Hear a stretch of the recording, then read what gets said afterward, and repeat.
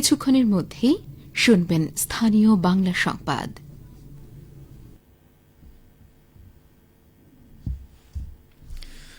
আসসালামু আলাইকুম। বাংলাদেশ বেতার, রাজশাহী।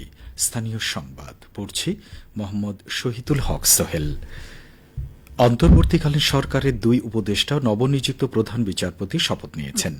আজ দুপুরে বঙ্গভবনের দরবার হলে রাষ্ট্রপতি মোহাম্মদ শাহাবুদ্দিন তাদের শপথ পাঠ করান। প্রথমে প্রধান বিচারপতি হিসাবে সৈয়দ রেফাত আহমেদকে শপথ বাক্য পাঠ করান রাষ্ট্রপতি। শেষে শপথ বাক্যের ফাইলে প্রথমে প্রধান বিচারপতি ও পরে রাষ্ট্রপতি স্বাক্ষর করেন। পরে দুই উপদেষ্টা সুপ্রদীপ চাকমা ও ডাক্তার বিধান রঞ্জন রায় পোদ্দার শপথ নেন। শেষে শপথ বাক্যের ফাইলে প্রথমে উপদেষ্টাগণ ও পরে রাষ্ট্রপতি স্বাক্ষর করেন। শপথ অনুষ্ঠানে অন্তর্বর্তীকালীন সরকারের প্রধান উপদেষ্টা ড মোহাম্মদ ইউনুস সহ ঊর্ধ্বতন কর্মকর্তাবৃন্দ উপস্থিত ছিলেন। অন্তর্বর্তীকালীন সরকারের শপথ নেয়ার পর প্রথম কার্যদিবসে আজ সচিবালয়ে অফিস করছেন উপদেষ্টারা। গণমাধ্যমের কাছে তারা জানাচ্ছেন তাৎক্ষণিক প্রতিক্রিয়াও। সমাজকল্যাণ উপদেষ্টা শারমিন মুর্শিদ বলেন, সকল চ্যালেঞ্জ মোকাবেলা করে কাজ করে যেতে চাই। যে পরিবর্তনের কথা বলছি সেটা বাস্তবায়নের চেষ্টা করব।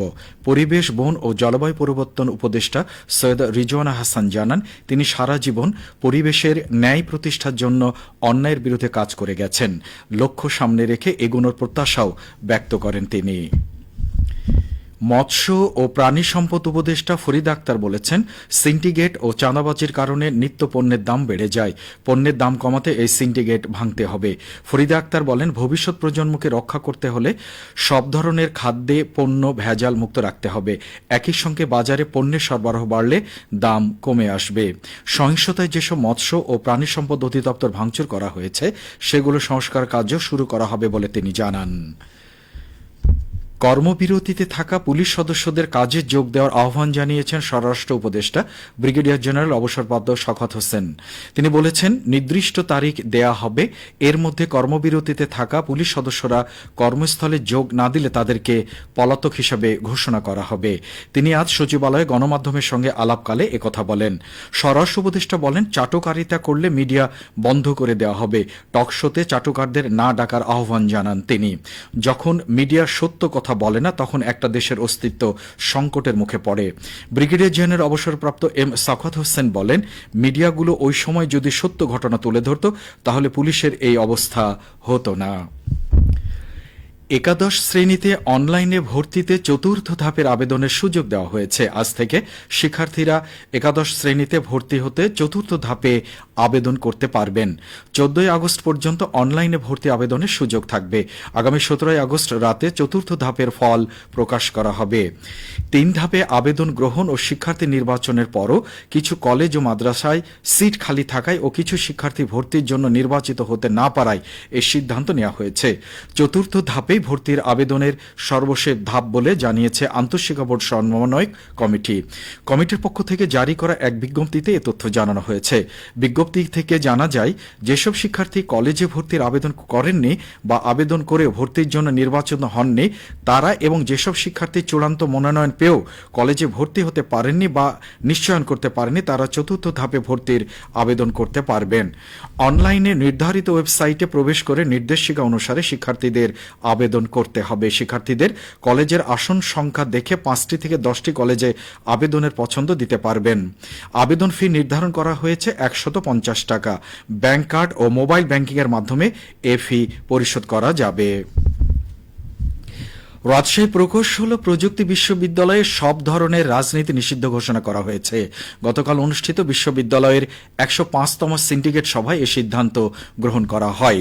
পরে এক অফিস আদেশে জানানো হয়, রাজশাহী প্রকৌশল ও প্রযুক্তি বিশ্ববিদ্যালয় আইন 2003 অনুযায়ী এই বিশ্ববিদ্যালয়ের কোনো শিক্ষক, কর্মকর্তা ও কর্মচারী কোনো রাজনৈতিক সংগঠনের সাথে জড়িত থাকতে পারবেন না। এই আদেশ অমান্যকারীদের বিরুদ্ধে বিশ্ববিদ্যালয় সংশ্লিষ্ট বিধান অনুযায়ী শাস্তি প্রদান করা হবে।